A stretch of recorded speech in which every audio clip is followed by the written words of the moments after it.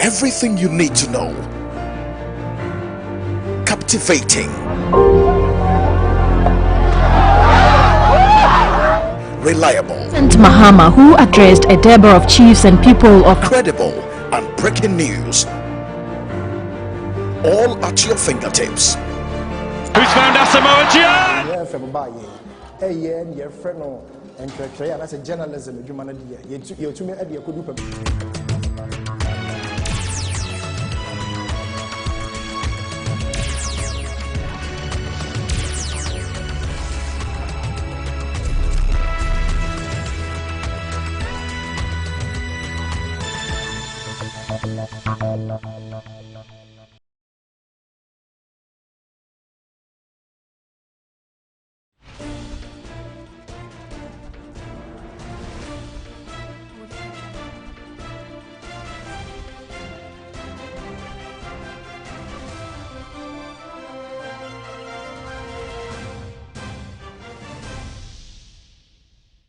Hello, good afternoon and welcome to Midday Live with me, AC Benewanyame. Coming up,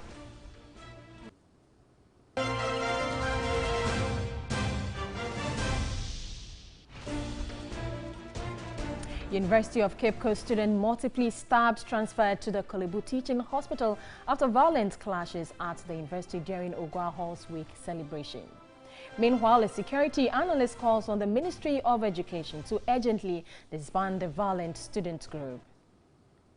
Pressure mounts on government to convert the World Bank-sponsored Karachi Community Day Senior High School in the district into a district health facility.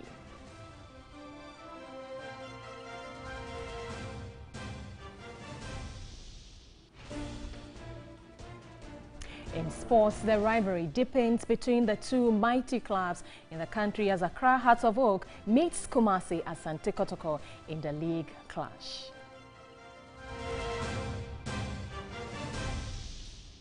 We have entertainment and international news all coming up shortly. Please stay with us.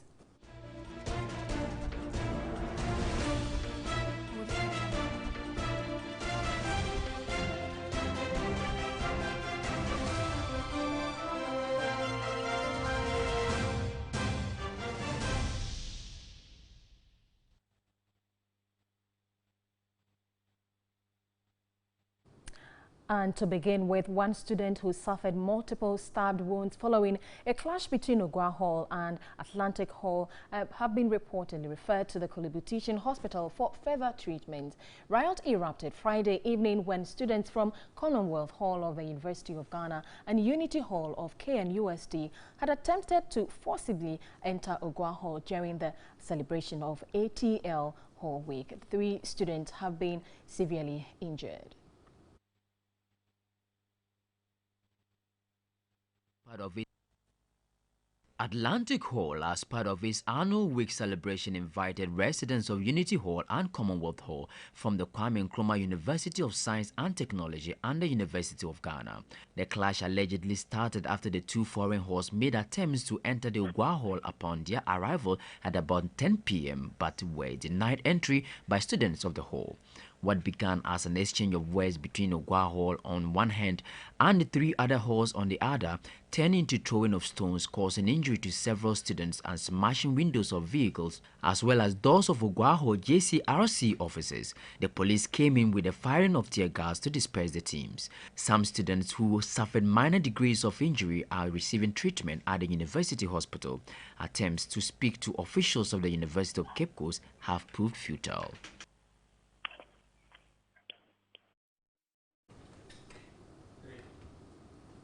And I have on the line ASP Irene Opon, and she is the Central Regional Police PRO. Good afternoon, and thanks so much for joining us. Most welcome. Well, so has there been any arrests? For now, no, there haven't been any arrests, but then investigation is ongoing. Well, so to the extent that the police failed to make any arrest, many have described the police as looking on for chaos to perpetrated by these students. Is that not something that is of a worry to the police there? Thank you very much. You know, when situations like this happen, and you don't take the most interested aspect that the police wants to be involved is to protect life and property. Okay. The case, we had the information around 7:30 p.m. and we were able to bring things under control as at 3 a.m.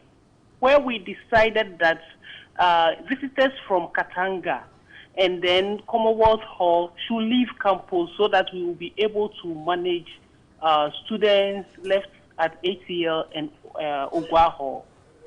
And so at that moment, when you make an attempt to make any arrest, it will escalate the situation. Okay.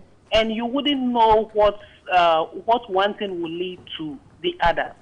Okay. So we were able to escort the visitors, Katanga and then Commonwealth, from campus, and unknown to us, okay, Casford has also mounted a roadblock at their end, that they have information that when the visitors are leaving, they are coming to take Casford's statue from their hall, the statue that is in front of their hall.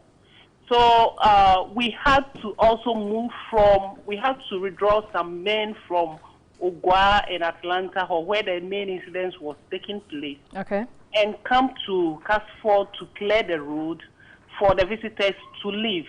So at that moment, we were more interested in saving lives and also protecting properties. However, when it happens that way, it's not that arrest cannot be made. At any point in time, arrest can be made, but then you assess the situation and also know when to make that arrest. Well, it is not the first time we have heard about such incidences coming from these universities. Was the police informed about the Hall Week celebration and the group that were invited? Yes, we knew that they were going to have a Hall Week, and UCC police station. We have a police station at campus, UCC police station. So they were in control of that. And then when they had the information that we had the information from UCC police station, because they were on the ground, that the situation is becoming worse and they need reinforcement.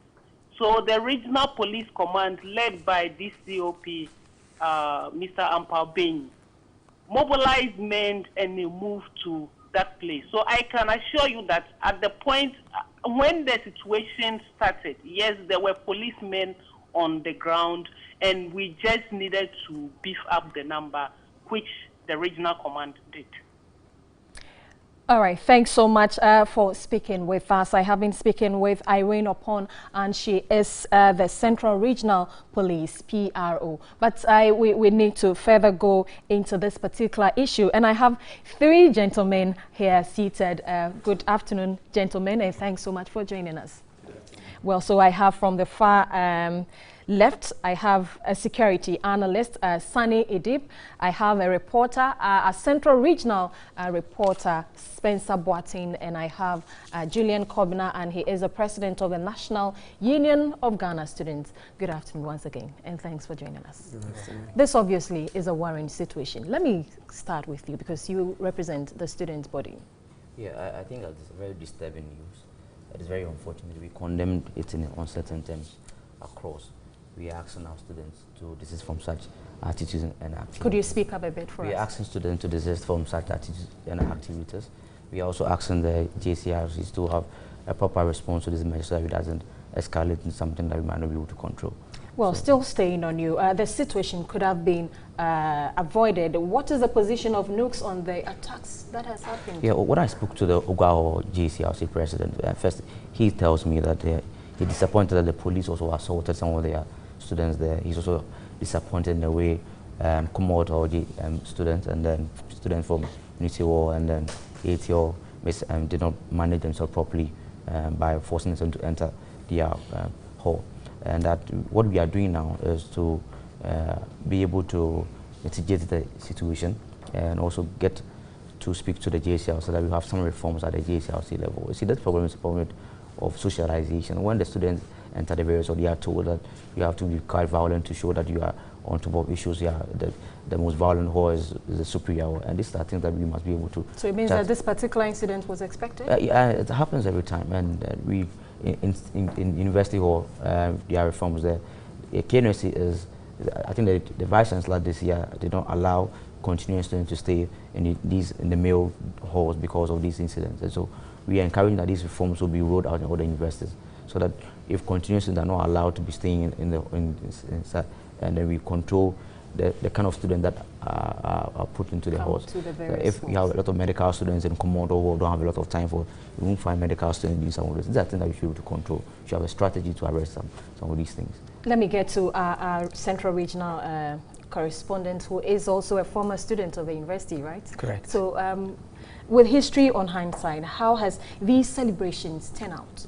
From year to year, this issue has been within the university, but this case, in this case, we are talking about having foreign universities also being involved in this case. And so far, the university officials are quite tight-lipped on the issue. We are hoping that they will speak to us on Monday. But what we have gathered so far from sources close to the victim, who has been referred to the 37 military hospital, indicates that the guy is still in a critical condition.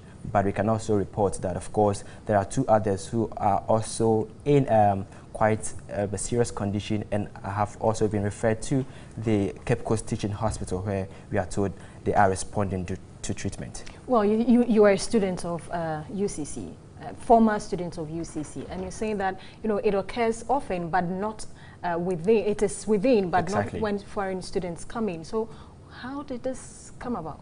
Right. From reports that we had from the ground, the foreign universities, I mean the Unity Hall, and of course the Commonwealth Hall, attempted to enter the Ogwa Hall, and of course they didn't allow them to enter. And they had come to the University of Cape Coast because of ATL. Yes, they had come to support them to celebrate the hall. And so they invited, or they told ATL that this is what Ogwa people are saying. So what do you make of the situation? And then, of course, they also joined forces together to forcefully enter the hall. They smashed glasses of vehicles that were parked at the premises of the Ogwa hall. You have been on campus for a very long time. Would you say that this has blown out of proportion, you know, looking at what has happened previously? This is indeed serious, because what happens often is that it's just between ATL and, of course, the other hall, the Casford Hall. But now Ogwa, which we know is sort of isolated from issues like this, is now involved. And so it's serious, and as you said, it's out of proportion, having Ogwa involved in this situation.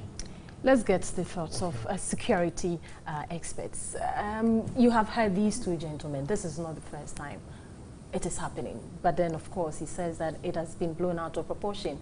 How did we get here? Students going to just have fun and this happens?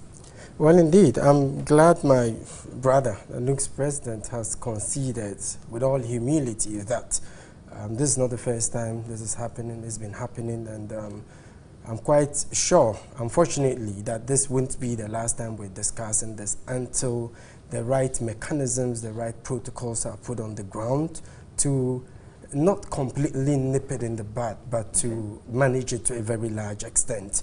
And I'll give you an example. Not very long ago, we had similar clashes happening between students of Commonwealth Hall and the Mensa Sabah Hall. As I speak with you, I'm an old vendor. And that's internal. I do appreciate, yeah, internally, externally, I mean, this has been happening. And I think the right mechanisms would have to be put on the ground. And I'll give you some practical examples.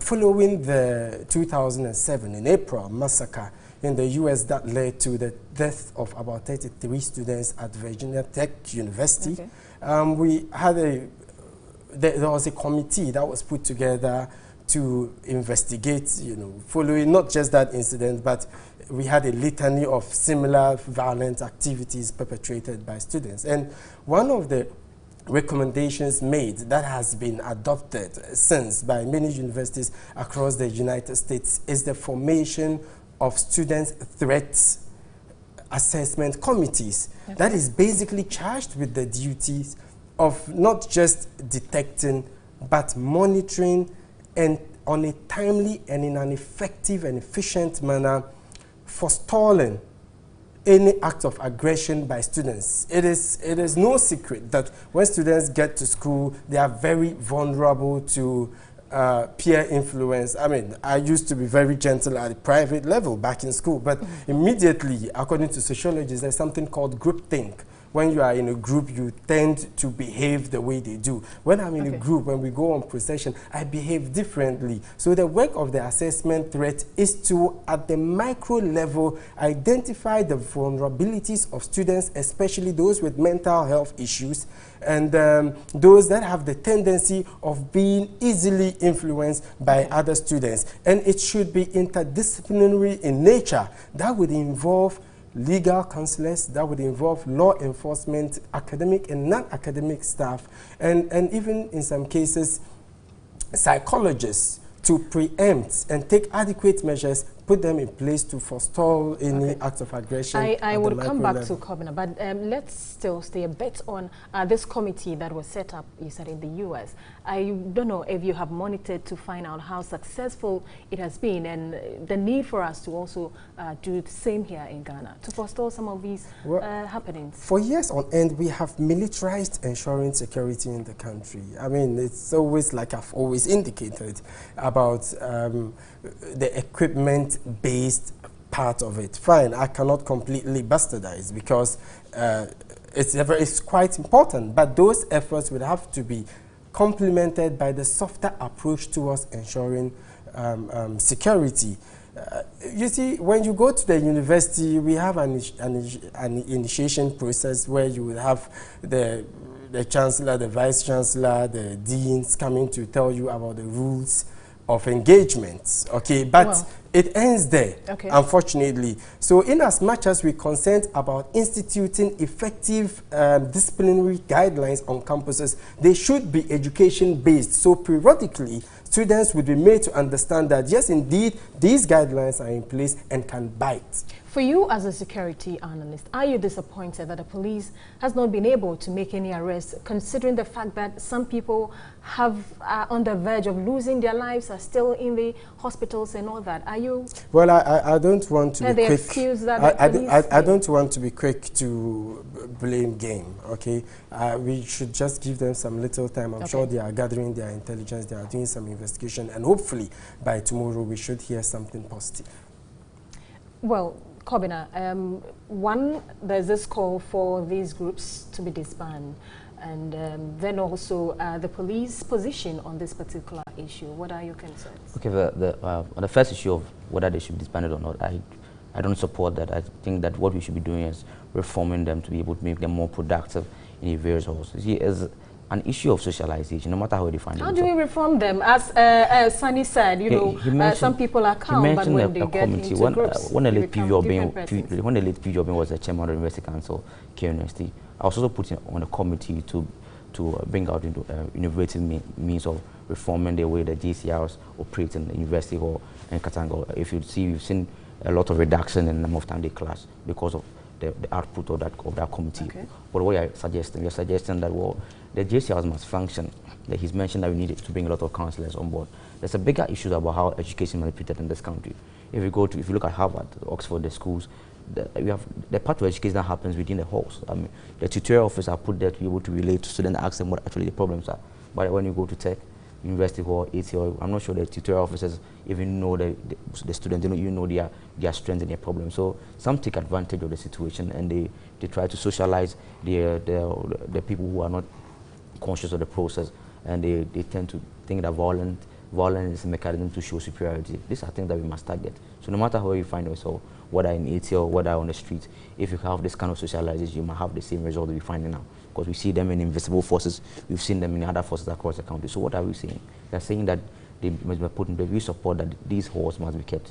Because we've seen old vendors support each other. There are a lot of welfare situations around that. They support them. They offer scholarships. They support the JCRs. So we must reform them. We must encourage that encouraging them to have some innovations there. Instead of having some of these stuff, we can have a trade and technology fair for them. We can have some counseling sessions for them. We can have some scholarship programs for them. So the old vandals, the old ATL students, and the fellows in Katanga must come together to have a way of reforming them. The JS has not been involved.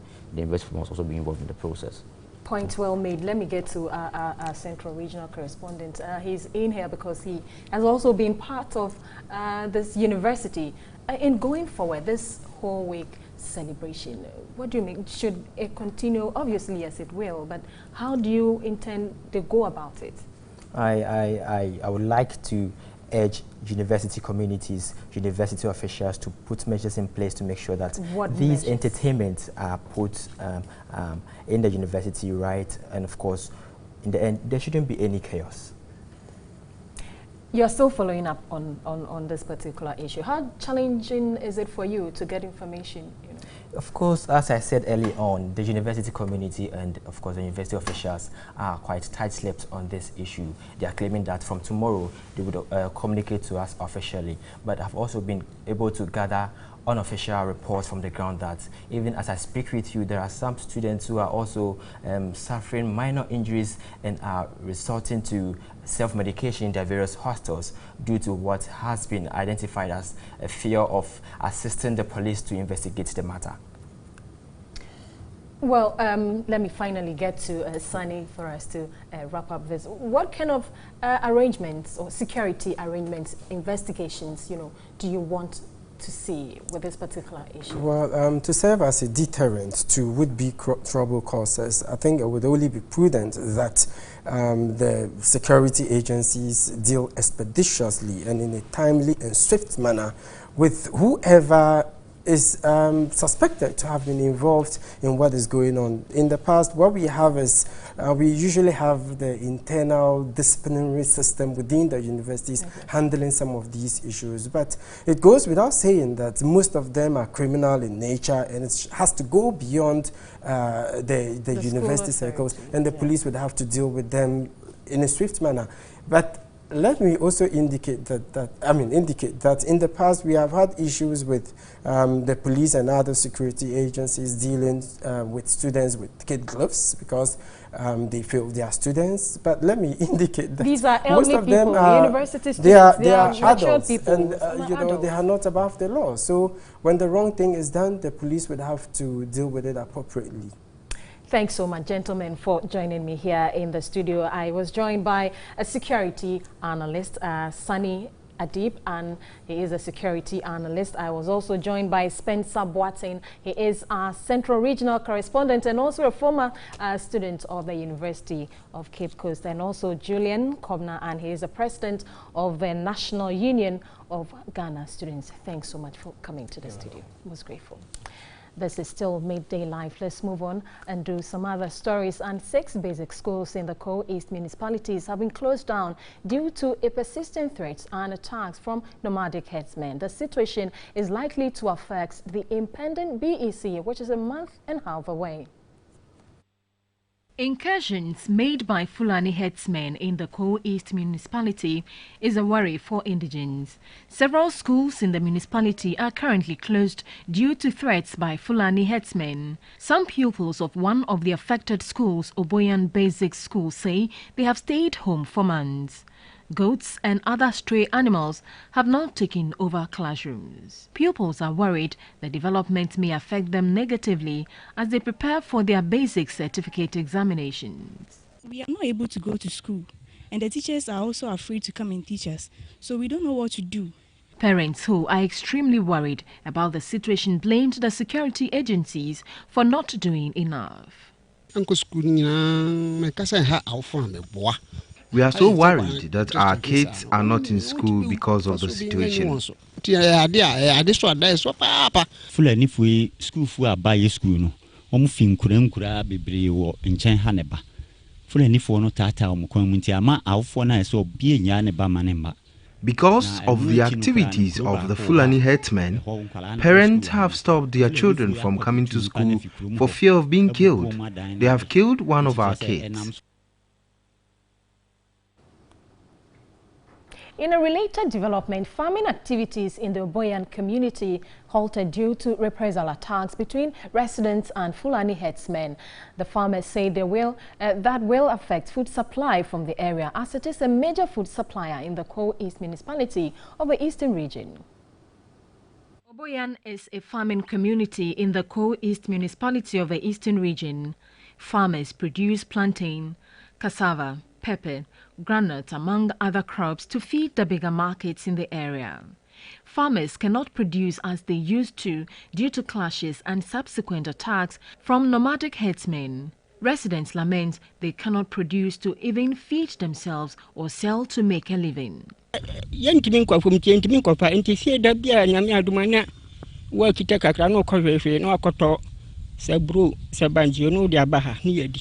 My family and I are able to produce enough, but due to fear of the herdsmen, we leave them on the farms to rot. The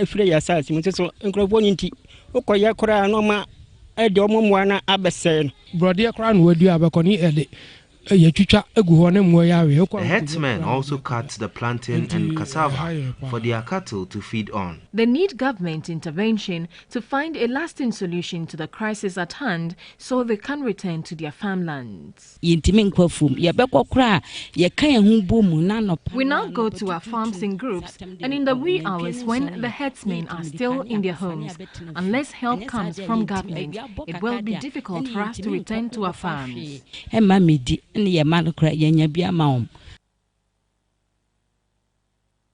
Stay with us because we have more coming up.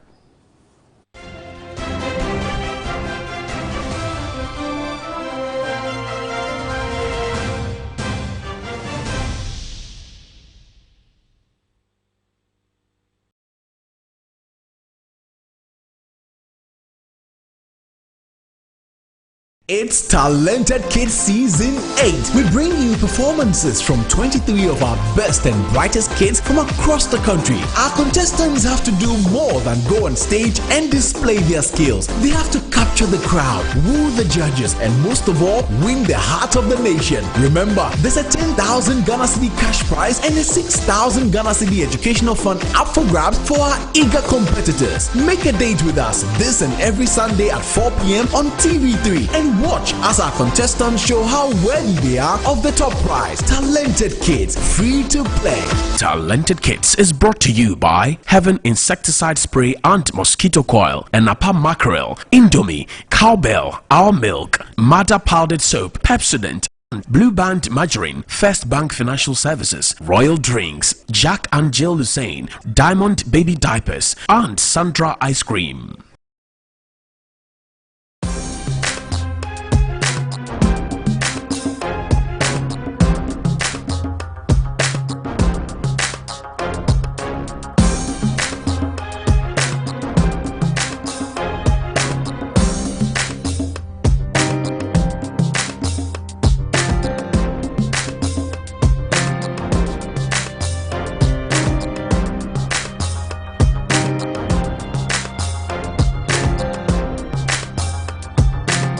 Watch New Day every weekday at 6 a.m. New Day is brought to you by Givers Capsules. Business, the heartbeat of every economy. The booze and the chairs of the stock market shows who's making profit and who's crumbling under the harsh business environment. On Business Focus, we crowd out the noise for you to make informed decisions on your investments. I'm Parkwisi Asare and I talk business. Business Focus, Mondays 6 p.m. only on TV3. Brought to you by Asad Tech Roofing, Acacia Health Insurance.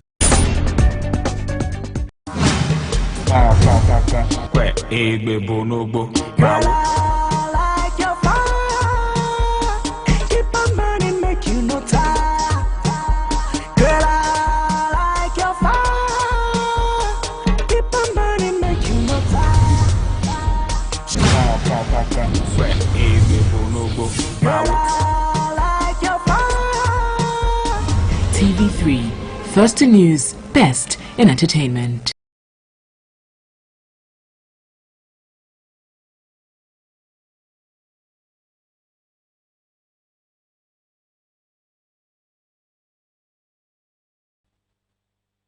Let's get to the Volta region now, where reports arrive in the Karachi East constituency of the Volta region of pressure being mounted on government to convert the World Bank-sponsored Community Day Senior High School into a district health facility. It is unclear who is championing these calls, but TV3 sources have gathered residents say they would prefer a hospital to 2 educational facilities in the constituency. Some residents allege the MP Michael Jatto is championing this agenda in order to fulfill his promise of delivering a district hospital within his first year as Member of Parliament for the area. Hence, the idea of converting the education facility into a district hospital. The school is one of the 200 nationwide community day schools of former President John Mahama, for which some have been completed and others are at various stages of completion before he lost his second term in his bid to be president in 2016.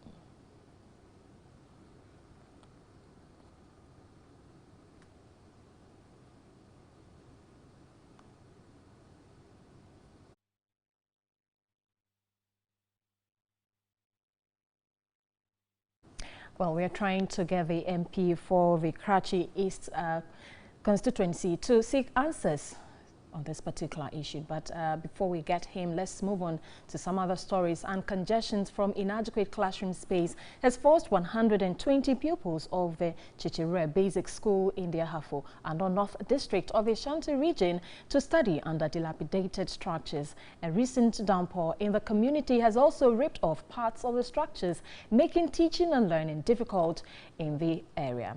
A report by Benjamin Adu. TV3 News and some students have been using the school's uncompleted mud buildings as makeshift classrooms, while some are forced to use this dilapidated structure as classroom. The situation has compelled pupils of the Chichirere Basic School to study in fear. Several appeals to the Ghana Education Service and the District Assembly to expand the school's infrastructure have proven futile. The Parent-Teacher Association of the school and the community initiated construction of this structure to accommodate the students, but work has stalled due to lack of funds. Weeds and reptiles have now taken over the building. The school, which was established in the 1970s, lacked furniture, places of convenience, water and other teaching and learning materials. Some community members describe the mud structure as a death trap, especially as the rain set in. The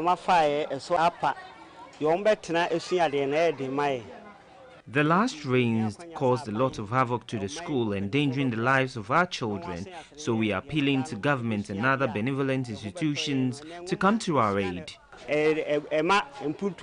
This junior high school block, constructed about 5 years ago at a cost of 513,000 cedis, has begun deteriorating. The proposed teachers' quarters was abandoned at the foundation level about 10 years ago. The assembly member of the area, Nelson Donko, appealed to the authorities to come to their aid. The Chichirere community is recording an increase in population, but poor infrastructure development hinders the socio-economic growth of inhabitants. There are no public toilets, no drainage systems, and waste management is appalling. Filth has engulfed parts of the town as they remain uncollected. For about 7 years, a mountain of uncollected waste has been piling at a refuse dump in the middle of the town. In other news, the Inspector General of Police, David Asante-Apietu, says there is enough evidence to press charges against the East Legon District Police Commander in the gold scam. In an exclusive interview with TV3, the police chief insisted there is clear evidence to establish DSP Emmanuel Basintele's complicity in the case. The police administration has over the years stepped up efforts aimed at increasing professionalism and also discouraging wrongdoing among personnel. These efforts have led to the naming and shaming of personnel found culpable for various infractions. Last year alone saw a total of 105 personnel being dismissed from the service. 123 had their ranks reduced, whilst 92 were reprimanded. On Thursday, March 16, news went round that another senior officer in charge of East Legon District, DSP Emmanuel Basintele, had been interdicted for a gold scam worth nearly 2 million cedis. The Inspector General of Police, David Asante-Apietu, said there is enough evidence to prosecute the police commander involved. And it tells you the in-depth investigation that the Criminal Investigations Department has done to discover this crime that has been committed. If you look at what they have discovered, there is a prima facie case that we can proceed upon. The IGP admitted it is a difficult task to eliminate crime, but assured of sustained efforts and stringent measures to regain public confidence. It is difficult sometimes to discover crimes committed within our institution. Some of them develop these tendencies by association after joining the police service. And we will continue to do our work to take them out from the service if you are found to be one. He said all monitoring and complaint units are being strengthened to fish out and deal with the bad nuts, and called on the public to help their cause by volunteering credible information on corrupt personnel. In a related development, the police administration has begun a nationwide exercise to rid the motor traffic and transport department of undesirable elements and also revamp it for efficiency. Addressing the closing session of a junior command course at Winneba, the Inspector General of Police, David Asante-Apietu, maintained no image cleansing can be successful if the MTTD personnel were left to do their own thing. The Ghana Police Service have consistently been rated as one of the most corrupt institutions in the country. The bad image is largely blamed on the Motor Traffic and Transport Department, which personnel are often seen openly taking bribes or acting in an unprofessional manner. There were instances where a whole unit in the Bnohafu region was recalled because of corrupt activities. The Inspector General of Police, David Asante-Apietu, admitted the police image has sunk low and blamed it on unprofessional conduct, indiscipline in decisions and misguided actions from especially MTTD personnel.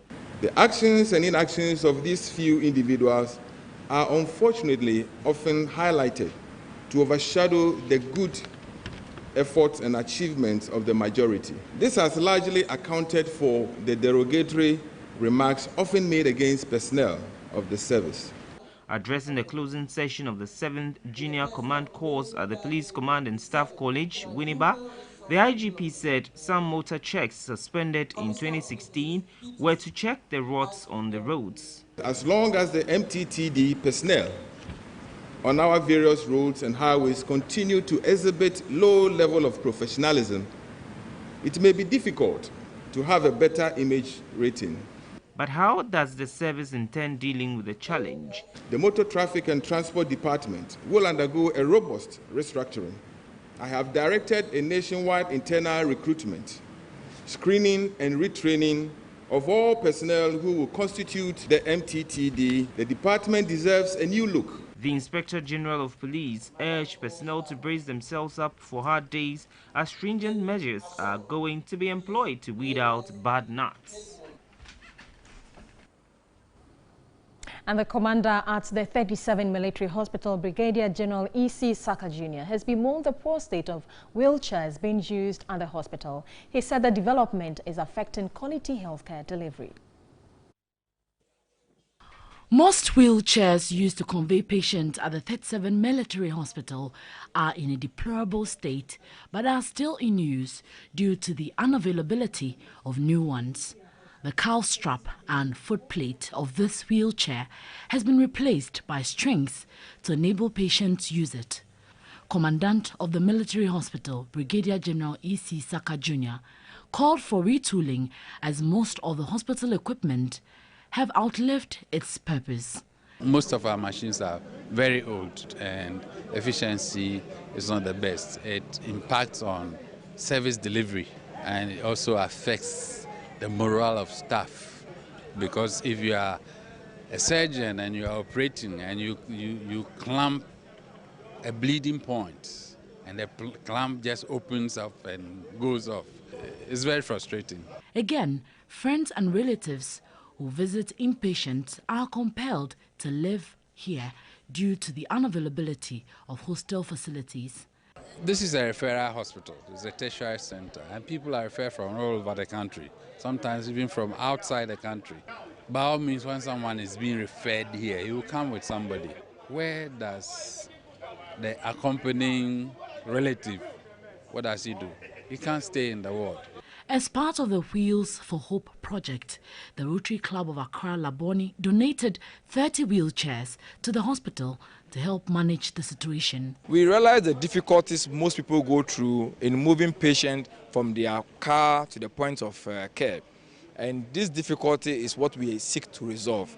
The club has so far donated 30 wheelchairs to the Kolebu Teaching Hospital and will make a similar donation at the Okomfanoche Teaching Hospital.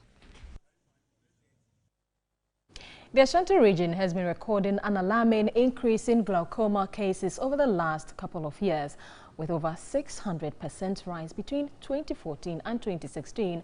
One of the communities most affected is Beposo in the Setre Central District, where 1 out of every 6 residents suffer from vision loss, with 5% of glaucoma patients not aware they have the disease. A report by Ibrahim Abubakar.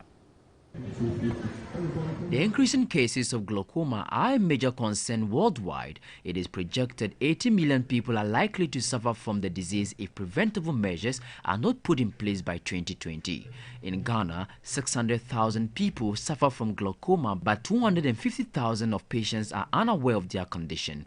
Statistics also reveal 60,000 of blindness in Ghana is as a result of glaucoma, making the disease the second cause of blindness after cataract. In the Ashanti region, 860 glaucoma cases were recorded in 2014. This figure rose to 4,326 in 2015 and 6,122 in 2016, representing a 600% increase in cases. The figure, however, improved by 40% between 2015 and 2016. Beposo, a community in the region, has been identified by the Regional Health Directorate as one of the glaucoma-prone areas. Setre Central District Director of Health, Dr. Danso Yeboah, says most residents are not aware of their condition in spite of its alarming rate. Ashanti Regional Deputy Director of Clinical Care, Dr. Freda Dumako Boateng, described the disease as progressive, hence the need for regular eye checkup. A glaucoma patient, Ekuya Soku, wants the government to provide the district with a health facility with eye services to improve the situation. Please stay with us because we have more news coming up after this.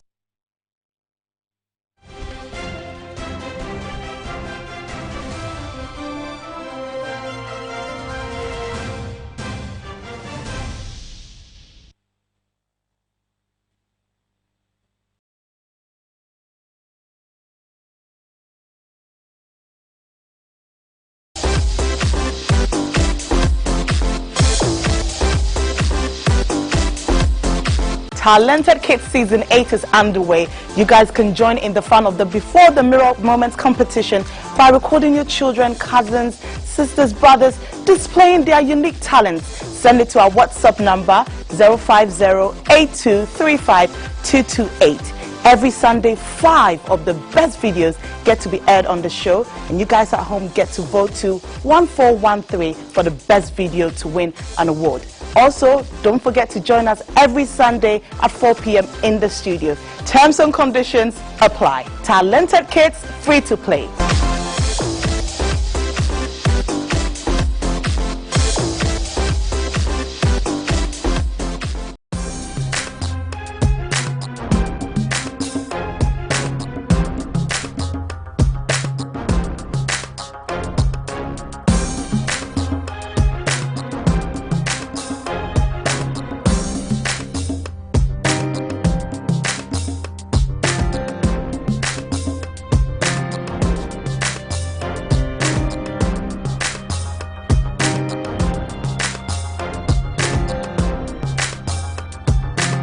Watch New Day every weekday at 6 a.m. New Day is brought to you by Givers Capsules.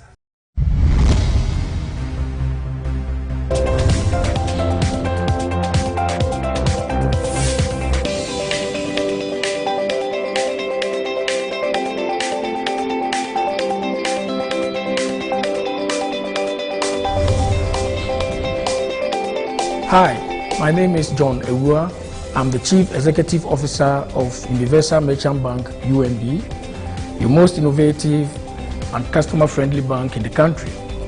Join me on 27th March as I get hosted by Pa Kwesi Asare on Time with the Captains on TV3. It will be a delight and a privilege for me to share some insights of our business people and in particular our young entrepreneurs.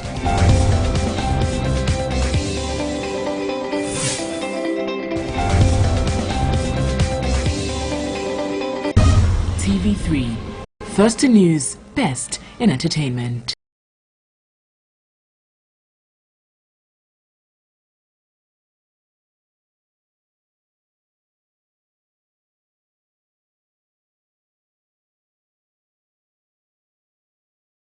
It's Talented Kids Season 8. We bring you performances from 23 of our best and brightest kids from across the country. Our contestants have to do more than go on stage and display their skills. They have to capture the crowd, woo the judges, and most of all, win the heart of the nation. Remember, there's a 10,000 Ghana Cedi cash prize and a 6,000 Ghana Cedi educational fund up for grabs for our eager competitors. Make a date with us this and every Sunday at 4 p.m. on TV3 and watch as our contestants show how worthy they are of the top prize. Talented Kids, free to play.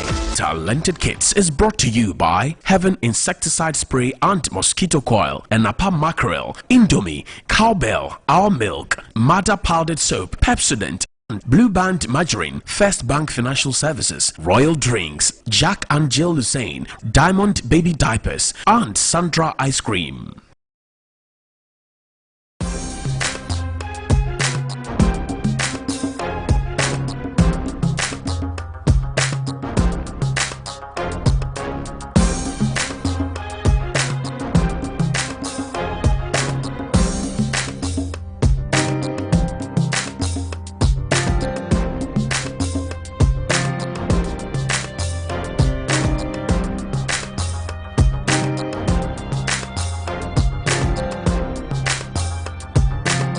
Watch New Day every weekday at 6 a.m. New Day is brought to you by Givers Capsules.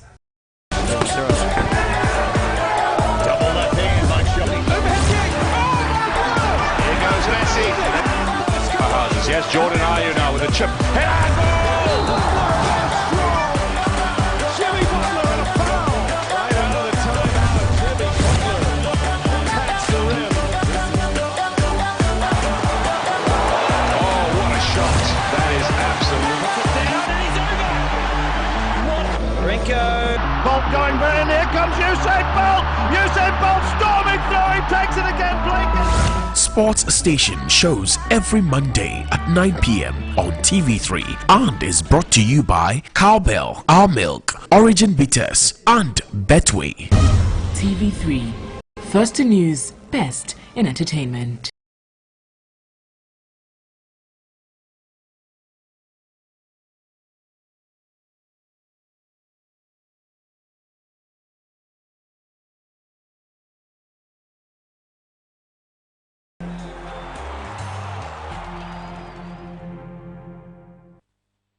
All right, good afternoon, and it's time to bring you some sports here on Media Live with me, Thierry. Now, Liberty Professionals played out a 0-0 stalemate with champions All Stars at the Dansoman Car Randolph Park on Saturday afternoon. Our All Stars put up a spirited performance to account for the Scientific Lads' first slip at home this season. Liberty were highly fancied to bounce back to the win column after their midweek defeat at the hands of Brecum Chelsea, having won their previous 3 home games, but were unable to get to the ball at the back of the net despite dominating and creating a host of chances.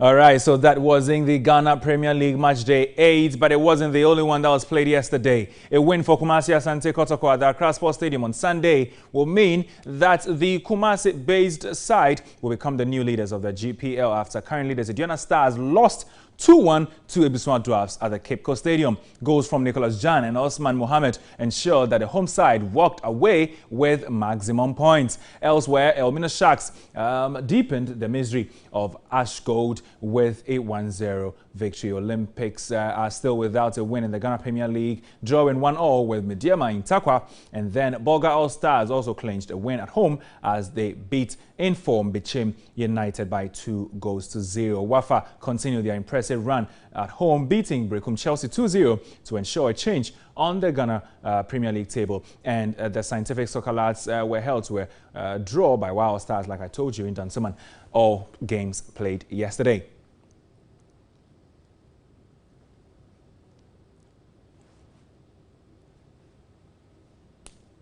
So there's going to be an all-Tema affair between Inter-Allies and Tema Youth later tomorrow. But today, the only clash would be between Kumasi Asante Kotoko and Accra Hearts of Oak. And this is exactly how the Premier League table looks like after match day 8. Well, some teams do have outstanding games. The Diana Stars have lost finally in the GPL and are on 17 points, same as Kumasi Asante Kotoko, who have a game in hand on them. And then Bichim United are third, Wild Stars are fourth. Elmina Sharks, Brekum Chelsea, Wafa, and Ebusua Dwarfs follow in that particular order.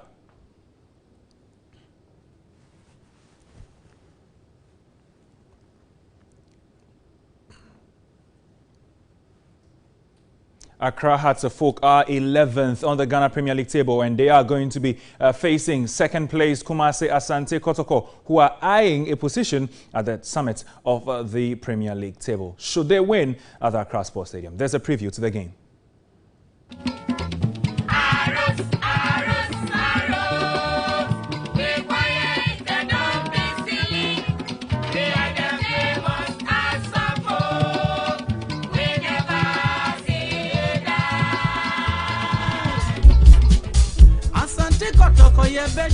Yebesha mamo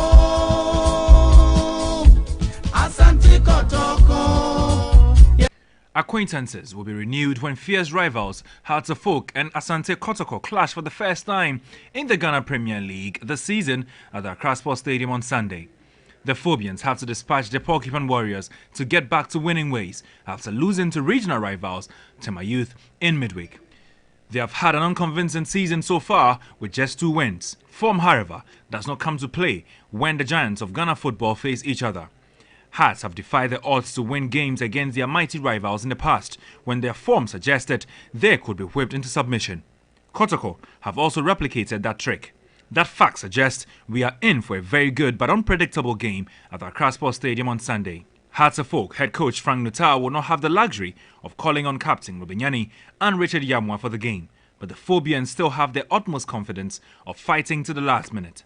Most of the time in Accra Stadium to beat us, I mean, it's happening in Kumasi equally, but you cannot just say that anytime we're going to Kumasi that we're going to win the match or they're coming, but this time around I just have to assure you that it's not going to be possible. I'm not speaking because I know that I'm going to play, I'm not going to be a player on that day, but I believe that it's not going to be possible because I know my boys will be psyched up and they will know that, I mean, they cannot go 2 games without a win. And happen to be with Asante Kotoko. It's an opportunity for them to prove that they are good players, and it's an opportunity for them to market their service, opportunity to make sure that their families feel very happy because winning a match against Kotoko, especially when they have lost today's match, I believe this will motivate them to play very well. The 105th game between the two will serve a great opportunity for both sides to stamp their authority on the other. With Kotoko leading the head-to-head by a slim margin, a win will strengthen their lead, while the Phobians will expect to claw back some bragging rights against their arch-rivals. Most importantly, it will serve a good foundation for Hearts to return to winning ways and possibly kickstart their season following a faltering start. Former Kotoko Chief Executive Herbert Mensah does not see light at the end of the tunnel for the Rainbow Men. Revert back to traditional values because they are traditional teams. They really need to get back so the whole of Ghana shakes when Hearts and Kotoko play again. You know, I love Kotoko, I'll die with Kotoko, it's important to me. I will never do anything and say anything that is remotely controversial. Asante Kotoko are unbeaten in their last 8 matches in the Premier League, while the Phobians have lost just 1 of their 12 home games in the Premiership. This makes for an interesting matchup on Sunday.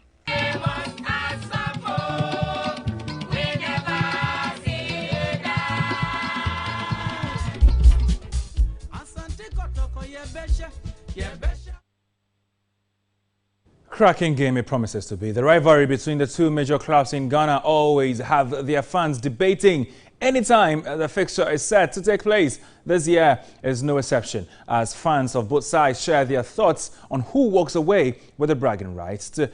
Later today, let's hear from both sets of fans. Accra is our home ground. I believe, come what may, we shall carry the 3 points. What's the scoreline going to be? I can't predict, but I can't what me. The 3 points is what exactly we are looking for. And come what Sunday, but at all costs, we shall carry the 3 points. After Sunday match, Kotoko, if we don't make match, we'll get 3 points over there. Only, get draw. If we don't watch it, we are playing this kind of ball. That's why he can come. No, we are going to beat Kotoko on Sunday. I never said until the boss are. Never said that.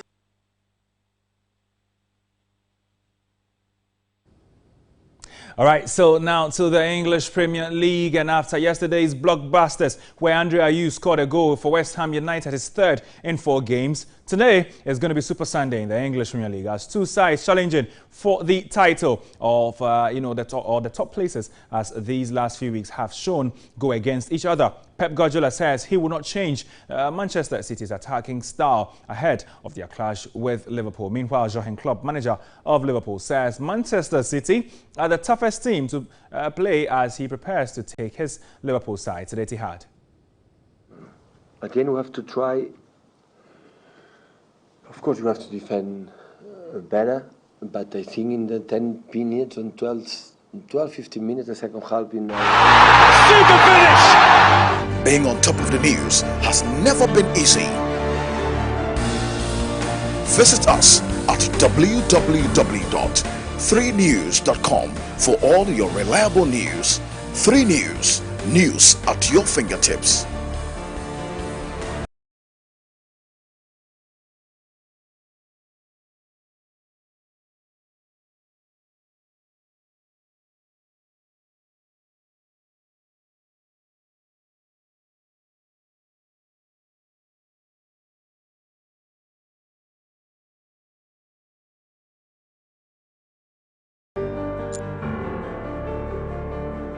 Everything you need to know. Captivating. And Issy, that game between Man City and Liverpool and the other one between Kotoko and Hearts, where's your interest? Let's look at the local one. The local one? Yes, that is our own. Okay. Kotoko, Hearts. Which do you support? Prediction? Well, I can tell. You tell me.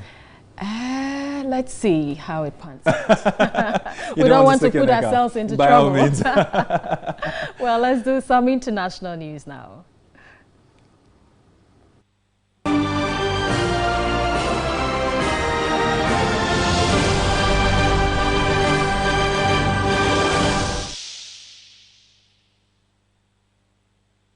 Schoolgirl who escaped from Boko Haram militants in Nigeria has called on the international community not to forget those still in captivity. Next month will mark the 3rd anniversary of the abduction of more than 270 girls. The militants are still holding about 195 of the young women. The pupils, speaking under a pseudonym, told an education conference in Dubai, these girls are human beings, not something that we can forget about. The abduction of the schoolgirls in northeastern Nigeria in April 2014 by the Islamist militant group caused a global outcry and prompted campaigns about girls' rights to education. But almost 3 years later, most of the abducted Chibok schoolgirls are still being held by kidnappers.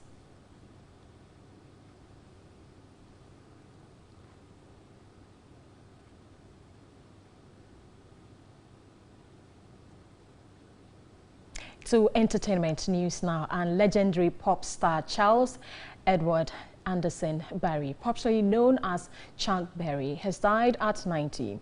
The sweet little 16 hits maker passed away on Saturday after he was found unresponsive in his home outside St. Louis. Chuck is known as one of the pioneers of rock and roll music and had a music career of 70 years. In 1984, he received a Grammy for Lifetime Achievement for his immense contribution to global music.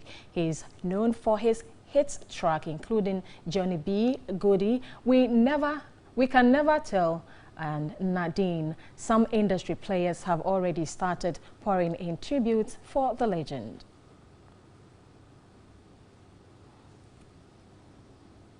And that's all we have for you by way of news this afternoon. Thanks so much for watching. My name is AC Benewanyami.